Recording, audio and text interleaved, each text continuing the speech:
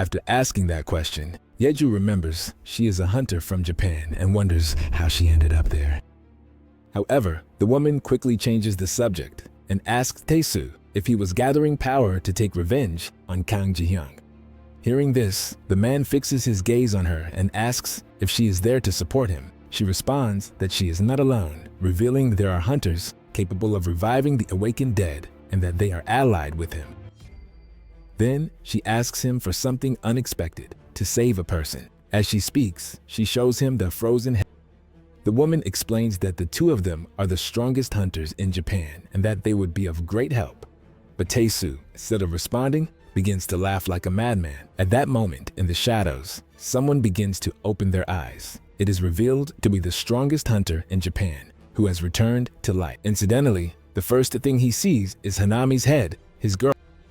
Tae-soo, with a malicious smile, asks why she calls him so affectionately, revealing that this monster stole the abilities of the Ice Woman after reviving her boyfriend. This enrages the man, who charges at him full of anger. But the blue-haired man, with a single move, manages to decapitate the man engulfed in flames, holding the head and absorbing both his powers and his memories, visualizing the entire battle he had with Ji-hyung. On the other hand, that monster begins to regenerate and slowly advances toward his opponent, getting closer and closer to Ju-gwang. For his part, Ju-gwang, full of fury, gets up shakily while shouting Kang Ji-hyung's name with all his might. Over and over, his voice grows louder with each step the monster takes toward him. Finally, they stand face to face. It is at that moment, amidst the tension, that Ju-gwang, with an unusual calm, reveals that he has found all of this amusing. His words bring back a distant memory, a moment with his father. Back then, his father told him with seriousness that he had to become strong, someone who could avoid suffering the humiliation of that day. Ju-gwang clearly remembered the scene. They were both standing in front of a burning house. With tears in his eyes, the man begged his son to become strong enough to defeat him someday. But then, unexpectedly and with a swift move, the young man cut off his father's head.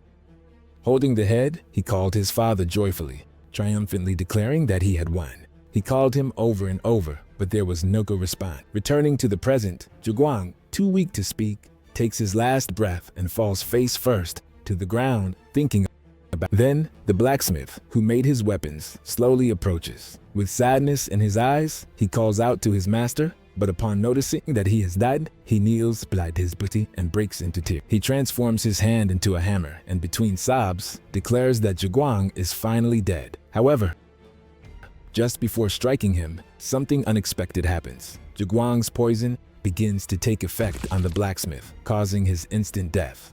Meanwhile, Ji-hyung remains emotionless, unable to move, still under the effects of the poison that weakened him. The scene reveals the impact of the battle, the lives lost as collateral damage, and the chaos left in its wake.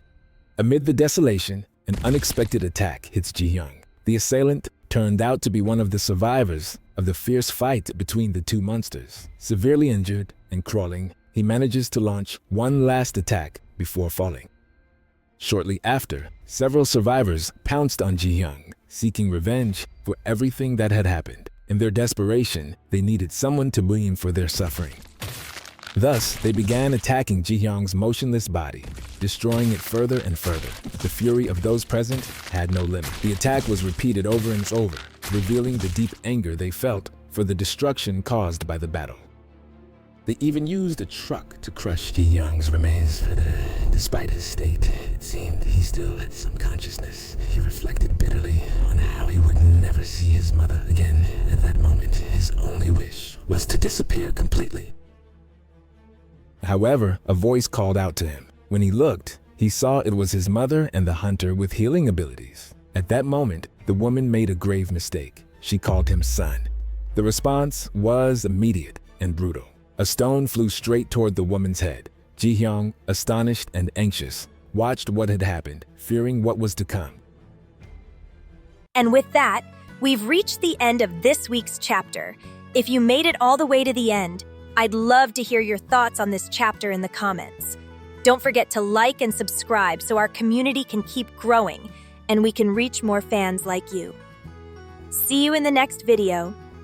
In the meantime, if you're from the near future, I'll leave you the next chapter and a comic you're sure to enjoy. Thank you for being part of this adventure.